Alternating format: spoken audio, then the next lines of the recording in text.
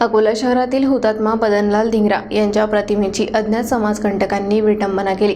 यामुळे नागरिकांमध्ये तीव्र संताप व्यक्त होत आहे। शिवसेना महिला आघाडीने दोषींवर कठोर कारवाईची मागणी केली असून प्रशासनाच्या भूमिकेवरही प्रश्न उपस्थित केले आहेत। अकोला शहरातील हुतात्मा चौकात घडलेल्या घटनेने संपूर्ण शहर हादरले आहे। हुतात्मा बदनलाल धिंगरा यांच्या प्रतिमेची अज्ञात समाजकंटकांनी विटंबना केली, ज्यामुळे नागरिकांमध्ये तीव्र संताप उसळला आहे। या घटनेनंतर शिवसेना महिला आघाडीच्या शहर प्रमुख सौनिशा प्रवीण गॅरल यांनी पोलीस अधीक्षकांकडे निवेदन देऊन कठोर कारवाईची मागणी केली आहे। शहराच्या मध्यवर्ती भागात दिवसाढवळ्या ही घटना घडणे हे सुरक्षा व्यवस्थेच्या ढिसाळ कारभाराचे उदाहरण आहे, असा आरोप गॅरल यांनी केला आहे। अशा प्रकारच्या घटनांमुळे तरुण पिढीमध्ये चुकीचे संदेश जातात आणि देशभक्तीच्या भावना दुखावल्या जातात। त्यामुळे शहरातील महत्त्वाच्या स्मारकांची सुरक्षा वाढवावी, अशी मागणी त्यांनी केली आहे। शिवसेना महिला आघाडीने प्रशासनाला जाब विचारला आहे।